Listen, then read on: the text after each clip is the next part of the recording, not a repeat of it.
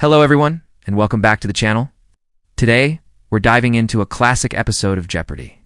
From October 25th, 2020, this was a really memorable game, so get ready for some serious brainpower on display. Let's meet our contestants. Returning for her second day is our champion, Emily, a librarian from Chicago, Illinois.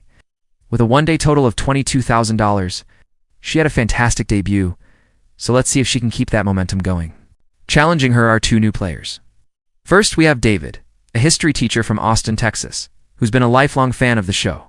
And rounding out our trio is Sarah, a software engineer from San Francisco, California, who says her specialty is anything related to science and tech. This looks like a really strong group of competitors. Stage is set, the board is full, and the excitement is building. Let's get right into the Jeopardy! round. Kicking things off, the categories for the first round are World Capitals, Literary Villains, Science PH. In the Kitchen, 4-letter words. And finally, recent movies. A great mix of topics to start the game. Emily, as our returning champion, gets to select first. She starts confidently with World Capitals for $400.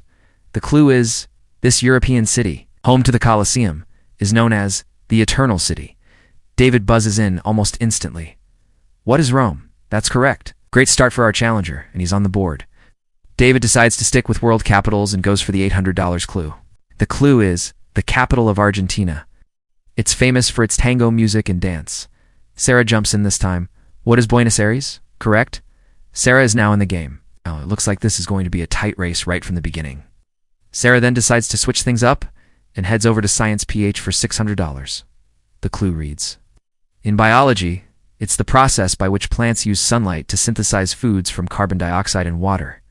Emily buzzes in with authority. What is photosynthesis? That's it. Our champion is on the board and starting to build her score.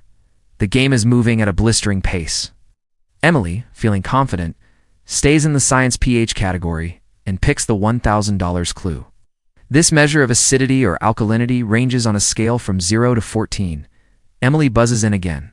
What is the pH scale? Correct again? She's really showing her strength in the science category. Let's see where she goes next. She decides to hunt for the first daily double and jumps to Literary Villains for $800. The clue is, this sinister headmaster of Hogwarts makes life difficult for a certain boy wizard. David gets this one. Who is Professor Snape? Oh, that's incorrect. The judges were looking for a different character. Emily quickly buzzes in to correct him. Who is Dolores Umbridge? No, that's not it either. The correct answer was Professor Snape, but the initial response was just a bit too slow on the buzzer. Tough break for David, and Emily loses a few dollars on the rebound. Let's see if the daily double is hiding in the Literary Villains category. Sarah selects the $1,000 clue, and there it is. The first daily double of the game. Sarah has a chance to make a big move. She has $600 and decides to make it a true daily double, wagering all of it. The clue is, in Shakespeare's Othello, this treacherous ensign masterfully manipulates everyone around him. Sarah thinks for a moment and then answers, who is Iago? Is that correct? A fantastic wager pays off, and Sarah doubles her score to $1,200. After that exciting daily double, the contestants fly through the rest of the board. At the end of the first round, the scores are very close. Emily is in the lead with $5,200. David is right behind her with $4,800. Sarah is not far off with $3,400. It's anyone's game as we head into Double Jeopardy! This is shaping up to be a real nail-biter. The contestants have proven they have the knowledge and the buzzer speed. Oh, it's all about strategy in the second round. Welcome back. We're heading into the Double Jeopardy! round, where the dollar values are doubled and the pressure is on. The categories are American presidents, ballet, and opera, the X-Files on the map, famous scientists, and pop culture mashups. David, who is currently in second place, will start us off. He picks American presidents for $1,200. The clue. He was the only president to serve 2 non-consecutive terms. Emily buzzes in quickly. Who is Grover Cleveland? Correct? Emily extends her lead right away. She then goes for the big money in the same category, selecting the $2,000 clue. This president authorized the Lewis and Clark expedition to explore the newly acquired Louisiana Purchase. Sarah gets this one. Who is Thomas Jefferson? That's right. Sarah needed that one to stay in contention, and she delivered. She then decides to hunt for the daily doubles, jumping over to famous scientists for $1,600. The clue is, her pioneering research on radioactivity earned her Nobel Prizes in 2 different scientific fields. David buzzes in. Who is Marie Curie? Correct. A great pickup for David, who is now closing the gap with Emily. The search for the daily doubles continues. David selects on the map for $1,200, and he's found it. The first daily double of the round. But there's still one more daily double on the board. Emily knows she needs it to regain control of the game. She goes to ballet and opera for $2,000, and there it is.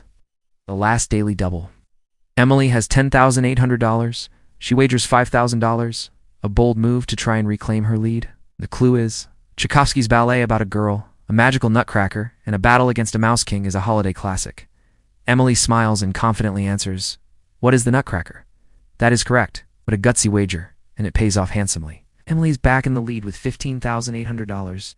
This is an incredible back-and-forth battle. As we reach the end of the round, the contestants are exhausted but have played a phenomenal game, going into Final Jeopardy.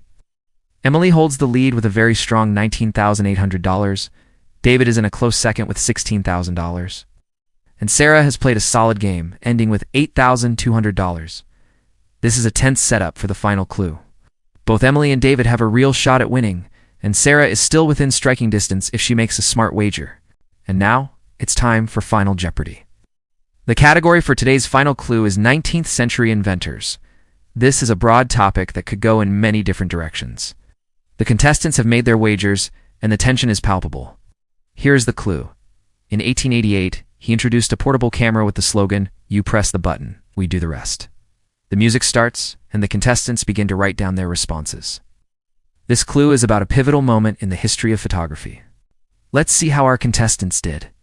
We start with Sarah, who had $8,200. Her response is, "Who is George Eastman?" and her wager.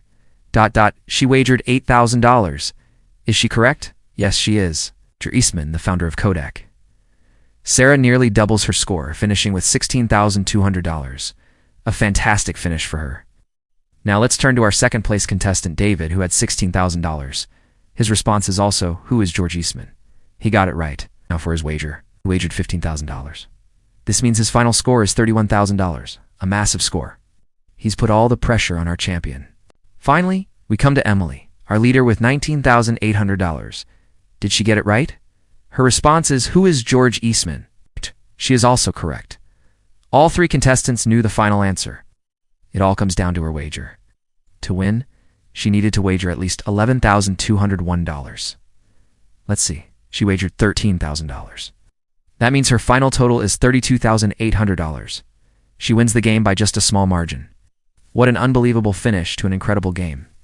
David played an amazing game and almost pulled off the upset, but Emily's smart wagering and deep knowledge secured her the victory. Congratulations to our two-day champion, Emily, who now has a total of $54,800. What a performance. And a huge round of applause for David and Sarah, who are fantastic competitors and made this one of the most exciting games we've seen in a while. Thank you all so much for tuning in and reliving this amazing episode with me. If you enjoyed this breakdown, please hit that like button, subscribe to the channel, and ring the bell so you don't miss our next video. Let me know in the comments what you thought of that Final Jeopardy wager. We'll see you next time.